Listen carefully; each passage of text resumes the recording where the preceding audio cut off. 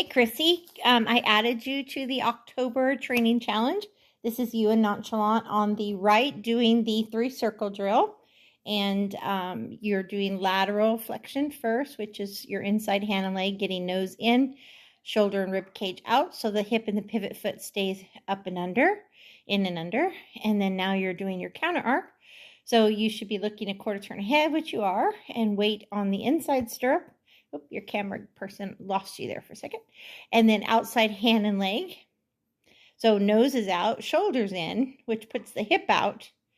And that is the wrong way to go around a barrel, but it's a wonderful suppling exercise.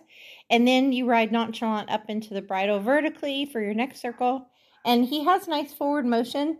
And you're using your seat, both hands and both legs to ride him up into the bridle. So it does shorten his stride. It does put him on his hindquarters. And then you're switching to go the other direction, which looks really good as well. So you did a right circle, and now you're doing a left circle with your lateral bend. And again, you should be able to do this at a walk, trot, and lope. For the sake of the video, you're just showing it at a walk, which is perfectly fine. And a lot of people get their horses broke at a walk and a trot, but then they forget to do this at a lope. Now, I wouldn't do this smaller circles. You could do the width of your arena, nose in, nose out, and head down. You don't even have to make it small. You just want to make sure that at a trot and a lope, your horse is still as soft. So that looks really great there. So I added you to that. I wouldn't change a thing there other than just suggesting. And now on the left, you're doing backing a circle, and you're backing a circle to the right. So you're keeping his head down vertically. And you're using your feet to back up his hip. You're using a light spur to keep his hip in and shoulder kind of tracking on the same tracks. So trying to keep his front and back feet on the same tracks while his hip is staying to the inside and his head is staying down. So that was a right circle.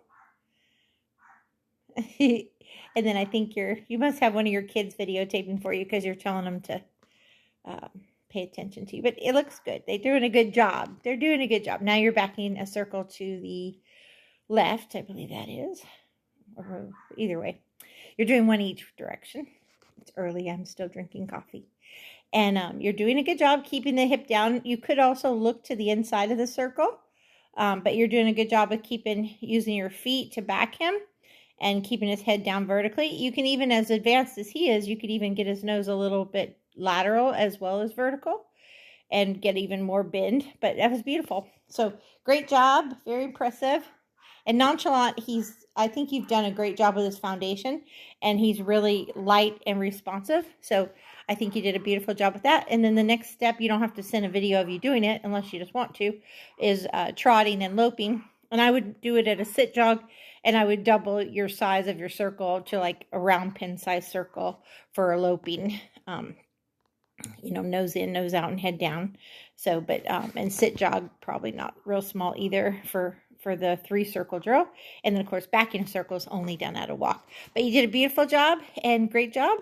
Thank you so much for taking part. And I added you to the challenge for October.